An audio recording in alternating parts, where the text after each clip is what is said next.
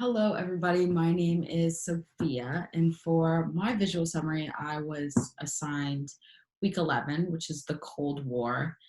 And basically, the Cold War, the main idea of this chapter was just how the Cold War impacted America and consumer capitalism in America during this time. So, for this assignment, I drew this. I also took a scan of it that I'll show you in a second so you can see it up close, but I drew this with colored pencil, and hopefully upon first view, you can see the obvious divide that I tried to draw. So I will share my screen so you can get a better look at it. So I tried to involve in this image aspects of environmental racism, consumer capitalism, and how that gave rise to monoculture and industrialization and the development of freeways and highways and all that, as well as kind of the looming threat of the Cold War in this time and how it influenced America. So starting with lecture 13, the main idea of this lecture was just that during the Cold War, capitalism kind of boomed and companies took advantage of consumers' inability to satisfy their insatiable needs, as said by Steinberg. And so basically they preyed on the consumers and made them believe that they needed these products and things in order to feel whole during this time of kind of high tension. So one of the examples that Steinberg mentions is the rise of monoculture and the rise of the lawn, and how during this time, especially in the suburbs, companies were able to convince people that they needed a bright green lawn in their suburban home in order to be like a model American family. So lawns started popping up everywhere, and that's kind of what I tried to show in this side of my visual summary. Is just, you can see obviously that there's lawns everywhere. And another example he gave was that during this time, cars were becoming more and more popular. There's this idea of individuality, and everyone didn't want to have to rely on the bus and the train and other modes of public transport in order to get around. So more and more cars were popping up, and thus that created a demand for more roads and eventually highway systems, which I did try to draw here. And that leads into what I wanted to talk about in the course reader. So basically the course reader was talking about how in East LA, they built a freeway system. And the reason they chose it in this location is because the land here was cheaper. But also the land here was predominantly occupied by Mexican communities. So they pushed all these people out, and said, basically, that sucks for you, but the land's cheaper here. So the main idea of this whole course reader is just that, was this a intentional environmental racism, or was this an economic move? And we can talk about that. I wanted to talk about some of my classmates' opinions of this. Ignore that. We'll talk about that in a second. But so some people believed that it was 100% environmental racism, while others believed it was more of an economic move. And then some people believed it was kind of a mix of both. So my classmate Jordan, they said, in my opinion, I feel the development of freeways in LA was truly a matter of economics, but was used as a tool to target poor communities that ended up being filled with minorities. So they believe that it's kind of a mix of both, that it started off being a matter of economics, but it ended up targeting poor communities, which were also predominantly non-white. Layla and also kind of had the same fusion idea where they didn't mean to be racist. It was more of a passive decision, but it reflected, and to a certain degree exasperates, the already adverse circumstances faced by Mexican Americans. And then Carrie believed that it was 100% environmental racism, and then they give an example of Sears and how Sears was able to keep their building in this community while others were being demolished. And that's solely because Sears was a huge company and they were able to profit from that.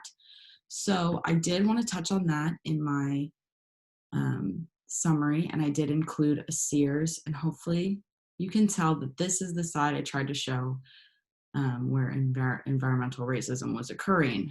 Hopefully I try to make that very explicit. You can see that there's a Sears here, and then I also included a nuclear power plant. That's more symbolic just because of the Cold War and that threat of like the nuclear attack. And there's like a nuclear spill and it's going into this river. And on this side of the river, it's just going through the whole city. And then once it gets to the other side, it's cleaned up. Obviously, that is not literal, because if there was an actual nuclear leak, everyone in this vicinity would be a goner. But hypothetically, I also included a city dump over here. That's in very close quarters to all of the houses. You can see that the houses are very close together. They don't have that lawn the other side has. But going back to my opinion of this, I definitely think it's a mix of both. I agree with Layla. I do not think they meant to be racist. Maybe, who knows? I don't think that they probably did not mean to be racist, but of course the land was cheaper in the areas that were predominantly non-white. So by building there and creating this huge mess there, it ended up being environmental racism. Moving on to the case study, I felt like I didn't touch on the overall history of the Cold War enough in this, so I did last minute add another visual. So what I was trying to show before I explain what's going on here is that the idea of this case study is that you cannot understand consumer capitalism until you understand Cold War. And the Cold War started because Americans were so threatened by the idea of communism and the fact that in communism they wouldn't be able to profit off of the consumers like they are now, and that consumer culture and everything that America is based off and prides themselves on wouldn't be possible in communism. So they were so frightened by that. And it wasn't actually about democracy at all. It wasn't about keeping democracy. It was actually about keeping capitalism. So I decided to do kind of like a dating app meme, if you could call it a meme. I don't really know what constitutes as a meme, but so if, say, like people during the Cold War were on these dating apps, because obviously they didn't exist back then. But first of all, we have Bill. Bill is 26. Bill is a gym rat. He enjoys long walks on the beach, and he's also a proud communist. His favorite song is the USSR national anthem, so he's a very proud communist. By the way, I got these images off of the internet. Hopefully someone in this class are not these people, because that would be super awkward. And then we also have Jess. She is 25. She's a proud American, and her ideal date is going to the mall. So she loves to shop.